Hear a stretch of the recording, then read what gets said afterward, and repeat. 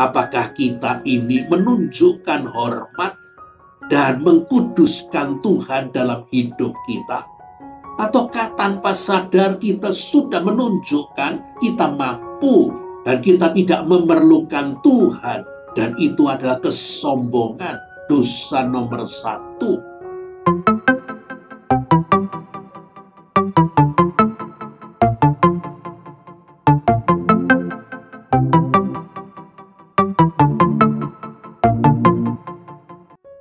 Shalom Bapak Ibu, Saudara-saudari, selamat bertemu kembali bersama dengan saya dalam seri Walking with God. Saya masih melanjutkan dari Injil Yohanes. Kali ini saya akan mengambil bacaan dari Yohanes 2 ayat 13 sampai dengan 22, tetapi akan saya padukan dengan Matius pasal 21 ayat 12 sampai dengan 17. Yesus menyucikan halaman bait suci. Mari kita berdoa terlebih dahulu. Ya Tuhan yang kami kenal, kami sembah di dalam diri Tuhan Yesus Kristus, Tuhan yang mengasihi kami dan yang memeliharakan hidup kami, Tuhan yang sedang terus bekerja di dalam diri kami, supaya kami mengerti apa yang menjadi kehendak Tuhan, dan kami bersedia untuk mentaati, melakukan apa yang menjadi kehendak Tuhan. Apabila sekali lagi kami hendak belajar tentang firman Tuhan, mari ya Allah Roh Kudus, tolonglah kami, bukakanlah hati dan pikiran kami. Berilah kami hikmat, berilah kami pewahyuan, berilah kami sapaan Tuhan secara pribadi. Tolonglah alat yang menjadi perantaraan firman. Layakkan, kuduskan, dan mampukanlah ia.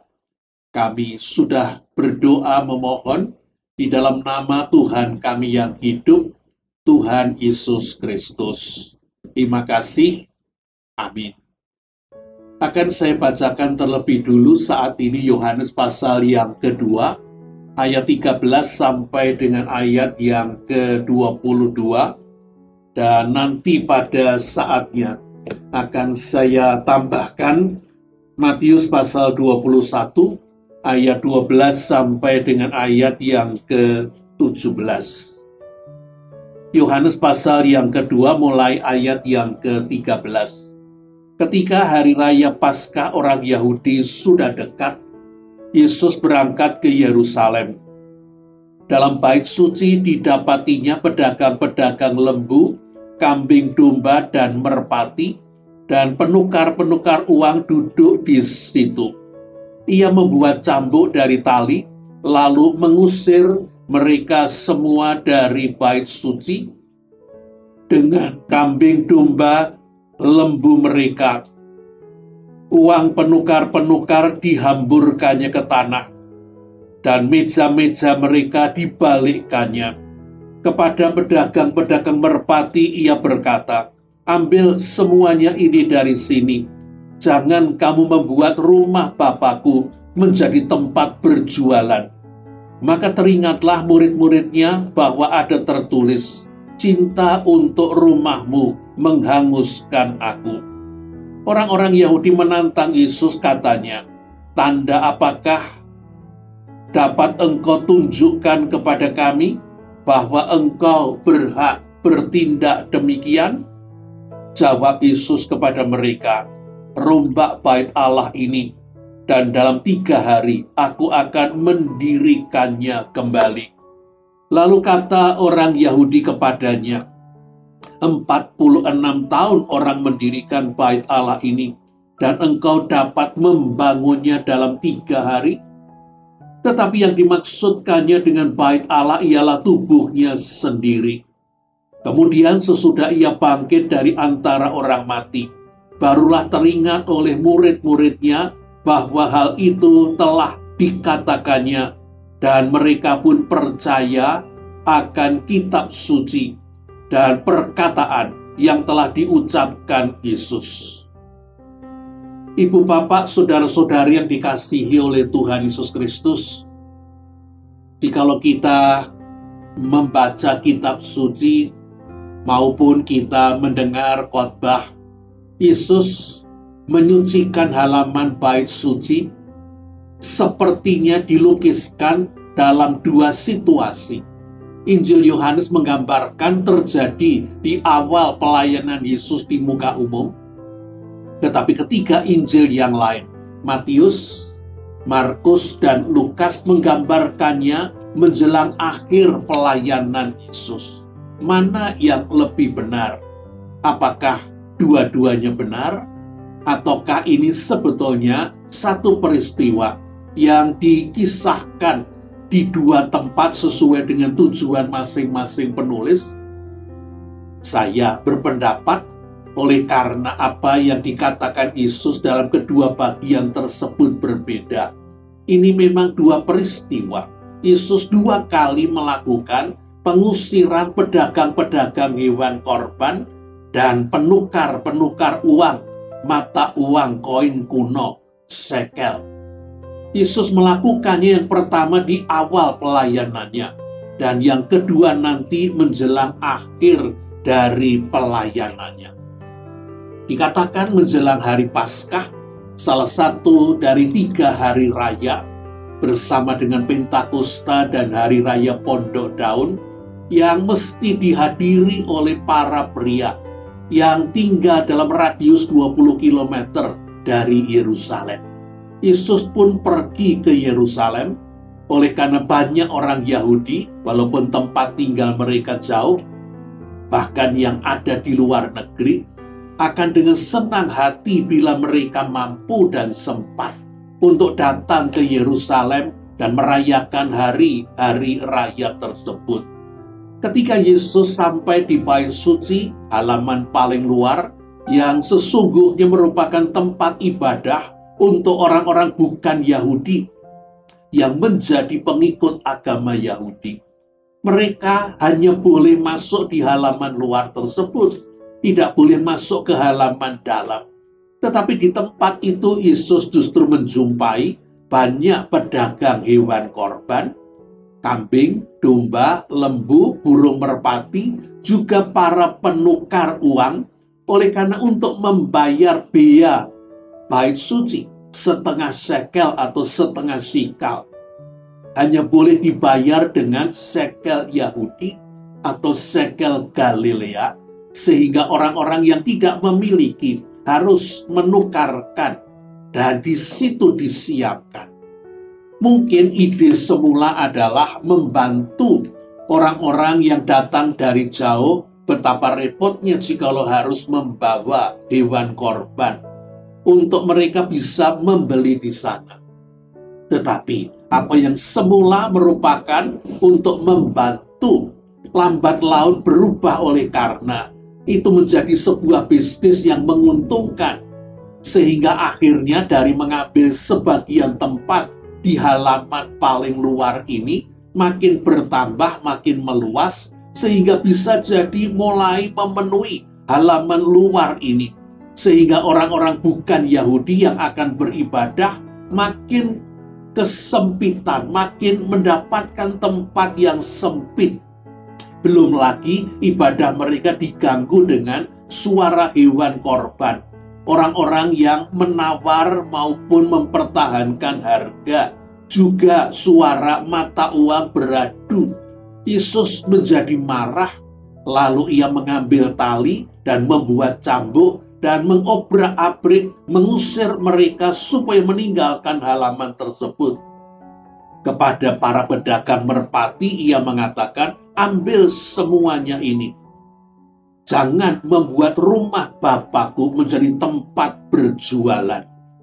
Ibu, bapak, saudara-saudari yang dikasihi oleh Tuhan Yesus Kristus, Yesus marah oleh karena tempat untuk ibadah orang-orang bukan Yahudi sudah dibuat menjadi, istilah kita sekarang, pasar atau basar.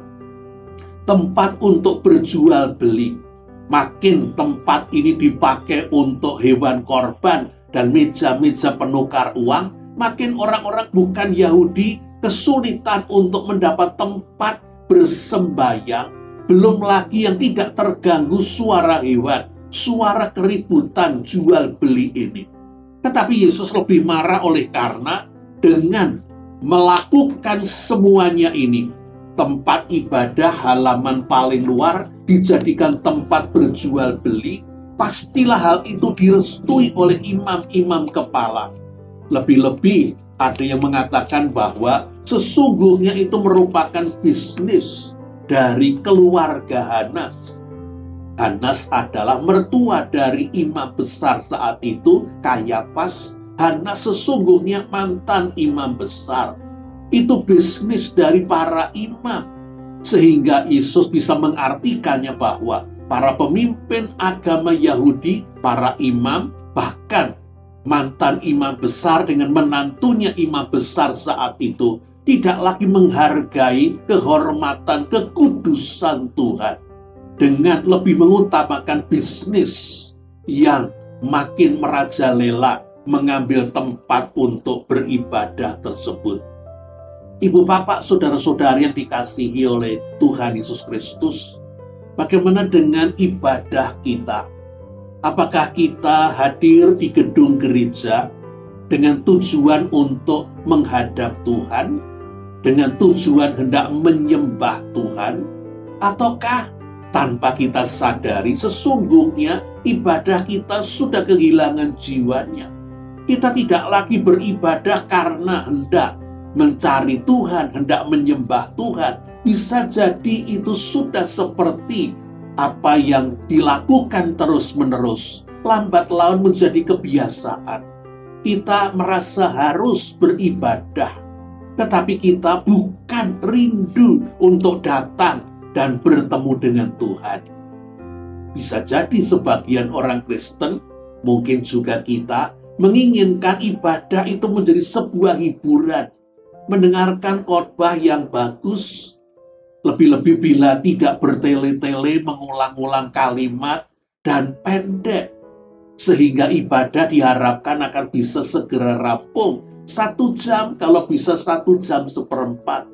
Mendengarkan puji-pujian, nyanyian-nyanyian yang bagus, bukan nyanyian-nyanyian yang sulit dinyanyikan, dengan para prokantor, pemandu pujian PNK yang bersuara bagus dan bisa menyanyi. Kita senang dengan ibadah yang seperti itu. Tetapi bisa jadi lain waktu kita sebel dengan ibadah di mana khotbahnya panjang dan sepertinya diulang-ulang bertele-tele, nyanyiannya tidak bagus, suara PNK-nya, prokantornya sedikit sumbang, dan ada yang banyak sumbang. Kita merasa ibadah itu tidak mendapatkan sesuatu. Apakah ibadah itu untuk mendapatkan sesuatu? Ibu bapak, saudara-saudari yang dikasihi oleh Tuhan Yesus Kristus, adakah kita mempersiapkan diri sebelum kita sampai di gedung gereja untuk ikut kebaktian? Selama di rumah ataupun sehari sebelumnya? Ataukah kita punya kebiasaan untuk melihat-lihat dulu pengkhotbah untuk besok hari Minggu ini siapa? Dan itu seperti main lotre. Jika kita mendapatkan pengkhotbah yang kita sukai, kita menjadi lebih bersemangat. Tetapi jikalau yang berkhotbah itu yang kita tidak terlalu suka, kita sudah berangkat beribadah dengan rasa yang malas. Apakah ibadah itu soal pengkhotbahnya? Ataukah siapapun sesungguhnya bisa dipakai oleh Tuhan? Bagaimana kalau ternyata kita mengikuti ibadah, tetapi kita kehilangan gairah, kita kehilangan semangat, kita tidak membuka mulut untuk menyanyi, kita juga tidak dengan sungguh-sungguh membuka hati untuk mendengarkan firman Tuhan. Bahkan kita berlaku seperti juri yang sedang menilai lomba khotbah. Dan salah satunya adalah khotbah yang sedang disampaikan di hadapan kita. Mungkin lebih menjengkelkan lagi kalau kita mendengar khotbah itu mulai menyinggung-nyinggung soal apa yang kita anggap sebagai dalam tanda petik dosa kecil kita. Lebih-lebih bila itu dosa besar kita. Khotbahnya berisi teguran, khotbahnya mengajak kita untuk bertobat. Bisa jadi kita meninggalkan gedung gereja. dengan perasaan tidak sukacita. Kita meninggalkan gedung gereja dengan perasaan jengkel. Bagaimana dengan para pendeta dan penatua, para pemimpin gereja? Apakah mengupayakan supaya ibadah itu menarik?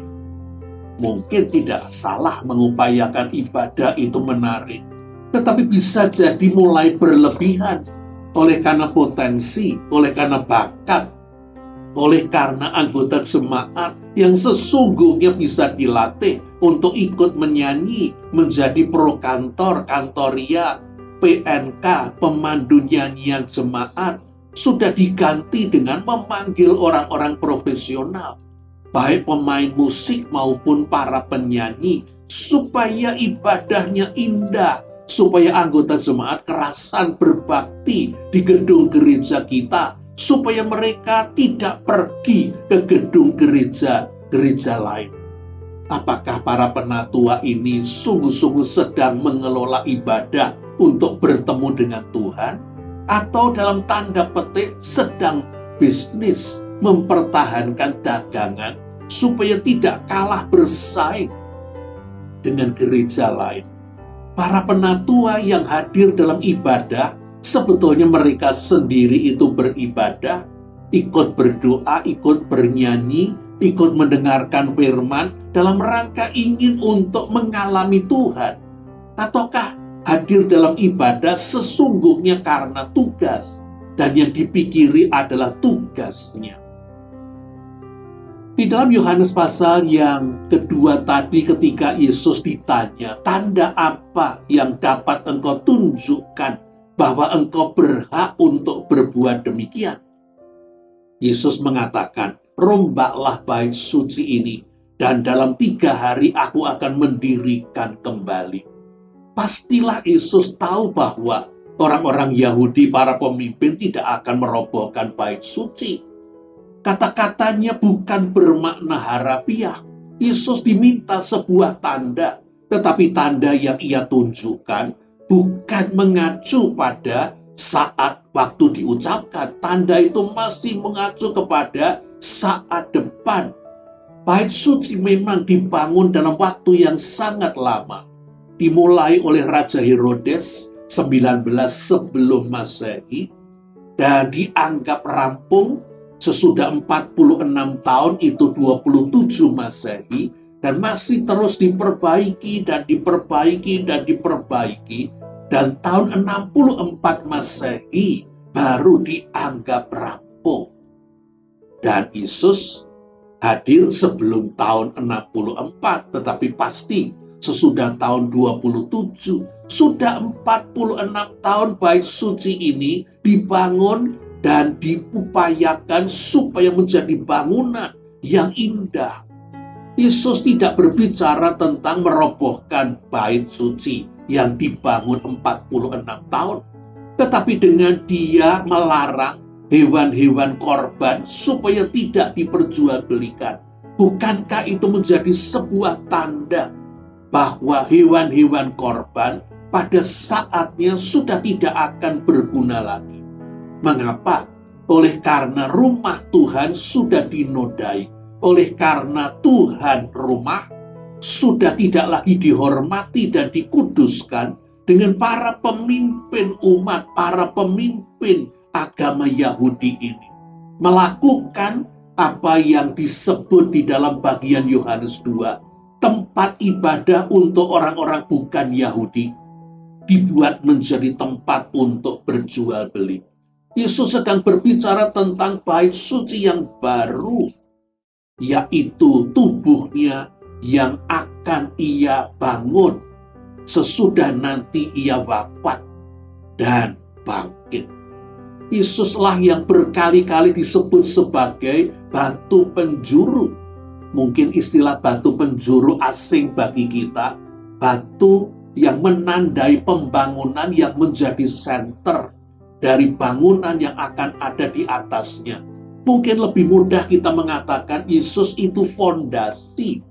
Oleh karena bangunan ditentukan oleh fondasinya. Tempat di mana tembok berdiri harus diberi batu. Dan seberapa bangunan itu ke atas harus diimbangi dengan fondasi ke dalam. Bangunan itu bentuknya ditentukan oleh fondasinya. Di dalam Efesus pasal 2 ayat 19 sampai dengan 22, Rasul Paulus menuliskan demikian. Demikianlah kamu bukan lagi orang asing dan pendatang, melainkan kawan sewarga dari orang-orang kudus dan anggota-anggota keluarga Allah yang dibangun di atas dasar para rasul dan para nabi dengan Kristus Yesus sebagai batu penjuru.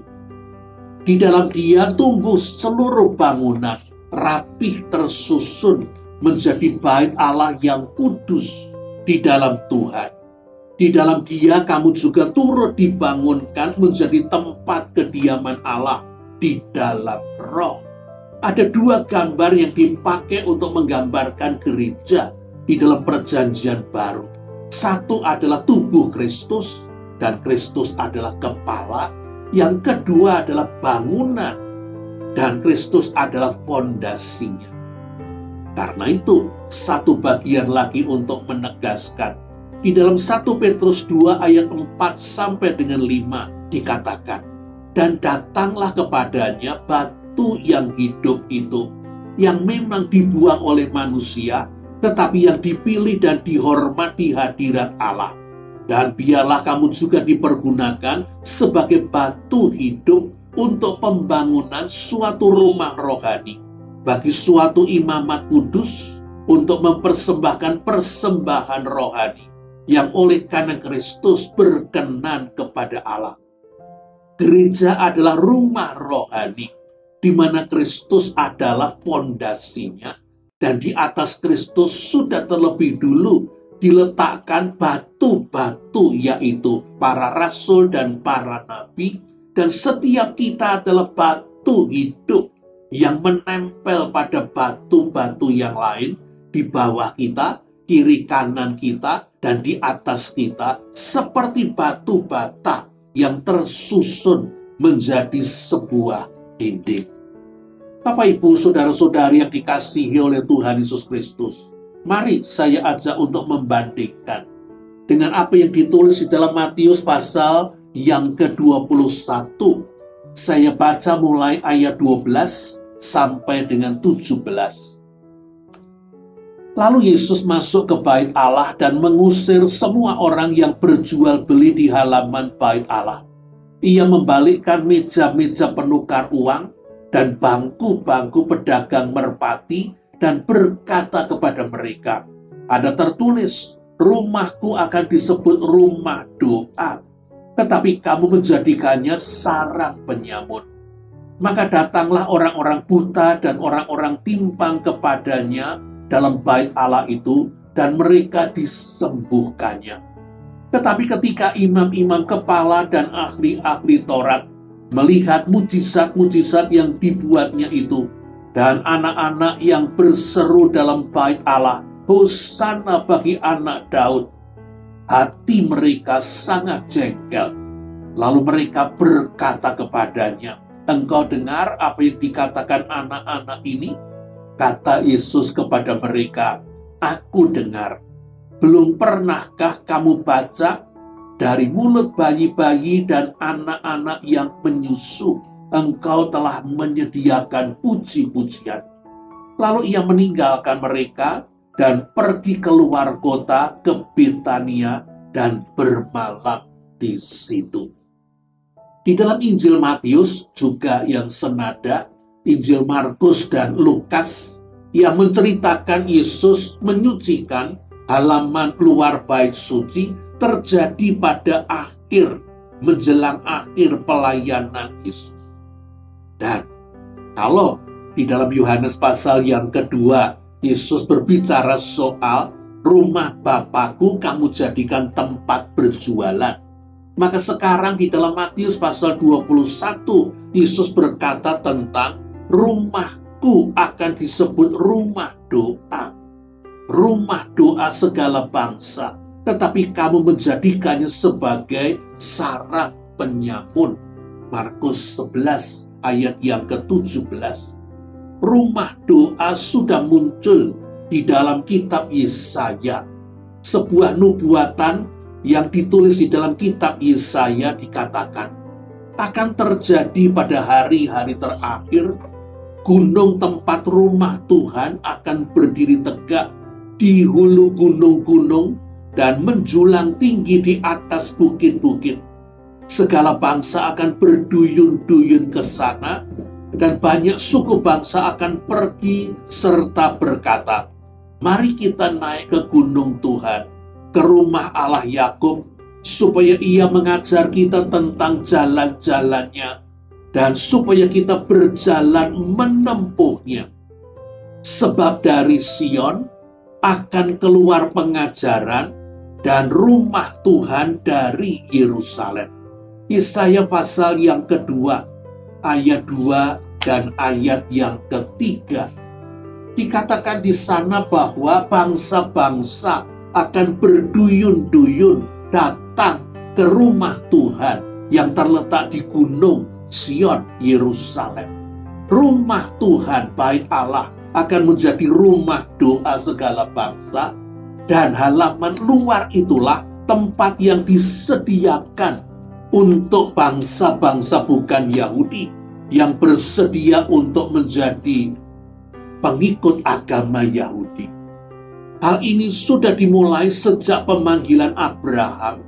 Di dalam Kejadian 12 ayat yang ketiga dikatakan di sana, "Olehmu semua kaum di muka bumi akan beroleh berkat." Tuhan bukan hanya hendak memanggil bangsa Israel menjadi umatnya. Tuhan hendak memakai bangsa Israel untuk memberkati, memanggil, menjadikan semua suku bangsa sebagai umat Tuhan. Dan karena itulah bangsa-bangsa diundang Tuhan untuk datang ikut berbakti di bait suci di Yerusalem. Dan tempat ini sekarang sudah mengalami perubahan fungsi. Pada satu sisi, halaman ini semakin sempit karena dipakai untuk berjual beli hewan-hewan korban, lembu, sapi, domba, burung merpati, juga dipakai untuk tempat menukarkan uang. Oleh karena untuk memberikan pajak bait suci, seorang sudah berusia 19 tahun diharuskan membayar setengah shekel atau setengah sikal. Dan mata uang Yahudi sudah hampir tidak lagi beredar. Demikian juga dengan mata uang Galilea, shekel Galilea, dua mata uang yang boleh dipakai untuk membayar pajak bait suci. Karena itu, karena banyak orang tidak punya mata uang ini, mereka datang dan menukarkan uang di sana. Tetapi yang terjadi sesungguhnya adalah bukan sekedar menolong orang beribadah, menolong orang untuk membayar pajak bait suci. Tetapi Yesus mengatakan, rumah doaku kamu ubah menjadi sarang penyaut. Harga-harga yang ada di dalam penjualan di halaman untuk orang-orang bukan Yahudi adalah harga yang sudah menjadi sedemikian tinggi. Misalnya, burung merpati di luar, bukan di halaman bait suci, dihargai 4 pence. Tetapi di halaman bait suci, burung merpati dihargai berapa? 2 kali lipat, 8 pence. 3 kali lipat, 12 pence. 10 kali lipat, 40 pence. Bukan. Harga di bait suci adalah 75 pence. Demikian juga dengan penukaran uang. Untuk mendapatkan setengah shekel atau setengah sikal, orang harus membayar lebih. Dan jikalau mereka ternyata nanti masih memiliki uang sikal kuno ini dan mau menukarkan kembali dengan mata uang yang mereka pakai, ternyata juga akan terkena lagi pembayaran untuk penukaran tersebut. Bukan sekedar tempat berjual beli, menolong orang beribadah, dan membayar pajak bait suci, tetapi sudah menjadi pemerasan sarang penyamun. Ibu bapak, saudara-saudari yang dikasihi oleh Tuhan Yesus Kristus, jikalau pertama Yesus marah oleh karena rumah bapaknya dijadikan tempat berjualan, tidak menghormati bapaknya. Sekarang yang kedua, Yesus marah oleh karena penjualan hewan korban dan penukaran uang ternyata merupakan pemerasan. Dan itu bisnis daripada imam-imam, diduga milik Hanas, mantan kepala atau imam kepala periode sebelumnya. Bagaimana dengan kehidupan bergereja kita? Apakah juga terjadi hal-hal yang seperti yang kita bahas saat ini? Adakah nuansa jual beli? Adakah nuansa pemerasan dalam kehidupan bergereja sekarang? Saya pernah mendengar seorang teman dari luar negeri mengatakan, kalau ibadah pernikahan di sana, di luar negeri, kalau mempelainya ingin masuk ke gedung gereja diiringi lonceng, ada biayanya. Jikalau pernikahan itu ingin supaya ada paduan suara, ada biayanya. Sepertinya semua sudah pakai tarif. Demikian juga apa yang saya dengar, saya berharap ini salah. Pengkhotbah KKR terkenal dari luar negeri akhirnya tidak jadi berkhotbah di Indonesia. Oleh karena ternyata tidak terjadi kesepakatan. Mungkin apa yang diminta untuk dia bersama dengan timnya, baik itu menyangkut tempat duduk di pesawat, maupun juga mungkin tempat menginap, hotel bintang, mungkin bintang 4 atau bintang 5, dan bisa jadi juga viatikum, deklarasi yang ia minta, persembahan kasih. Tetapi ini persembahan kasih yang mungkin sudah ditetapkan, tidak bisa diberikan oleh panitia. Hal-hal yang seperti ini bisa saja itu sungguh-sungguh terjadi. Tetapi mari kita lihat yang lebih dekat. Adakah ibu bapak, saudara-saudari menemukan di gereja-gereja yang ibu bapak kenal, dikendalikan oleh orang-orang yang punya uang, majelis, bahkan mungkin pendetanya seperti tidak berdaya menuruti apa yang menjadi keinginan orang-orang kaya. Jikalau ada permintaan untuk doa ulang tahun, untuk pitstone usaha yang mereka perintis, bahkan sekalipun itu berarti ada agenda acara gereja lain yang dikorbankan, mereka akan diprioritaskan dan dilayani. Apakah ini tidak merupakan sebuah tanda-tanda bahwa gereja-gereja sudah juga mulai mengalami pencemaran? Kita melihat bahwa Matius melanjutkan dengan sesudah Yesus menyembuhkan orang-orang timpang dan orang-orang buta, anak-anak berseru hosana bagi anak Daud. Ternyata hal ini menimbulkan protes dari para imam-imam dan para ahli Taurat. Mengapa? Oleh karena di dalam 2 Samuel 5 ayat 8 bagian C dikatakan, sebab orang-orang buta dan orang-orang timpang tidak boleh masuk ke dalam bait Allah. Sepertinya orang yang cacat tidak boleh masuk ke dalam bait Allah. Dan sekarang ketika Yesus mengusir para pedagang, baik korban maupun mata uang, orang-orang timpang dan orang-orang buta berani masuk ke bait Allah, menjumpai Yesus. Dan ternyata oleh Yesus diterima, bahkan disembuhkan. Ada mujizat, banyak mujizat karena orang-orang buta dan orang-orang timpang. Dan atas semua itu anak-anak kemudian menyanyikan pujian Hosana anak Daud. Dan itu ternyata tidak disukai oleh para pemimpin agama. Sehingga mereka protes kepada Yesus. Engkau dengar apa yang dikatakan anak-anak ini? Dengan jengkel mereka mengungkapkan keberatannya. Oleh karena orang-orang timpang dan orang-orang buta diterima dan disembuhkan. Oleh karena anak-anak mungkin dianggap ribut di bait suci. Dan terutama kata-kata mereka, Hosana bagi anak Daud.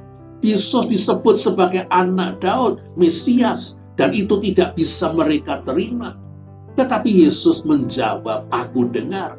Tidakkah engkau baca apa yang tertulis di dalam kitab suci? Bahwa Tuhan sudah memberikan puji-pujian di mulut bayi-bayi dan anak-anak yang menyusu." Walaupun dalam bahasa yang mungkin bukan bahasa yang sudah dikenal orang-orang dewasa. Bayi-bayi memuji penciptanya. Anak yang belum bisa berbahasa, berceloteh memuji sang penciptanya. Sekarang anak-anak melihat mujizat-mujizat. Orang timpang, orang buta sembuh. Mereka memuji Tuhan. Tetapi justru para pemimpin agama tidak memuji Tuhan. Jengkel. Dan mereka berkeberatan. Ibu, bapak, saudara-saudari yang dikasihi oleh Tuhan Yesus Kristus, sesungguhnya orang-orang buta dan orang-orang timpang yang badannya cacat tetapi hatinya penuh kerinduan untuk mengalami Tuhan, mereka layak ada di bait suci. Sesungguhnya anak-anak yang secara spontan jujur melihat karya Allah, mujizat penyembuhan, memuji Yesus, mereka layak ada di bait suci. Mengapa orang-orang timpang dan buta tidak boleh ada di bait suci? Karena cacat. Bukankah para pemimpin agama lebih buta dan lebih timpang? Walaupun badannya sehat, tetapi hati mereka timpang, hati mereka buta, hati mereka gelap, sehingga mereka tidak bisa melihat karya Allah, mujizat, dan bersukacita. Ibu, bapak, saudara-saudari yang dikasihi oleh Tuhan Yesus Kristus, bercermin dari peristiwa Yesus menyucikan bait suci. Adakah yang perlu juga disucikan oleh Yesus dalam hidup kita, hidup saya, hidup bapak, ibu, saudara-saudari? Apakah kita ini menunjukkan hormat dan mengkuduskan Tuhan dalam hidup kita? Ataukah tanpa sadar kita sudah menunjukkan kita mampu dan kita tidak memerlukan Tuhan, dan itu adalah kesombongan, dosa nomor 1. Kita juga bisa jadi sudah menunjukkan hal-hal yang tidak lagi menunjukkan hormat dan mengkuduskan Tuhan, dengan perasaan-perasaan, dengan kejengkelan-kejengkelan, dengan ungkapan-ungkapan. Kalau kita mungkin melihat orang lain begitu sungguh-sungguh berdoa, bahkan mungkin berdoa dengan berpuasa, kita mungkin mencela sebagai sok saleh, yang berdoa sambil menangis, dan kita mungkin tidak bisa mengerti dan menganggapnya ini cengeng. Apalagi berdoa dan kemudian mengucapkan kata-kata bahasa yang tidak kita mengerti, mungkin kita menganggapnya sudah tidak lagi waras. Mengapa kita tidak membiarkan orang mencari Tuhan dan orang mengekspresikan kebutuhannya akan Tuhan yang mungkin lebih sungguh-sungguh daripada kita yang hanya melihat, menonton, bahkan mencela dan menghakimi? Adakah para pemimpin jemaat, para penatua dan pendeta masih menghormati Tuhan sebagai yang empunya gereja dengan melibatkan Tuhan dalam perencanaan dan dalam pelaksanaan pelayanan, dengan selalu berdoa, minta petunjuk, minta pimpinan, minta supaya Tuhan hadir? Ataukah para pemimpin gereja, para pendeta dan para penatua lebih mengandalkan kepada pemikiran bersama yang bisa didapatkan melalui rapat dan rapat, sehingga rapat menjadi lebih sering dilakukan ketimbang doa bersama? Masih adakah doa bersama untuk para penatua dan majelis? Dan dalam kehidupan kita di tengah-tengah keluarga, dan dalam kehidupan kita di tengah-tengah kerja, adakah itu menunjukkan bahwa kita menempatkan Tuhan di dalam hidup berkeluarga dan hidup kerja kita? Kita menghormati Tuhan dan mengkuduskan Tuhan? Ataukah ternyata kita menganggap ibadah itu ketika kita ada di gedung gereja, pekerjaan itu urusan sekuler, bukan areanya Tuhan. Dan kita justru tidak menunjukkan bahwa kita ini seorang pengikut Tuhan. Begitu saleh di gedung gereja, begitu fasih ketika mengurusi pekerjaan. Betapa itu mempermalukan Tuhan. Dan betapa itu tidak menghormati kekudusan Tuhan. Karena Tuhan bukan hanya Tuhan di gedung gereja, tapi dalam seluruh kehidupan kita.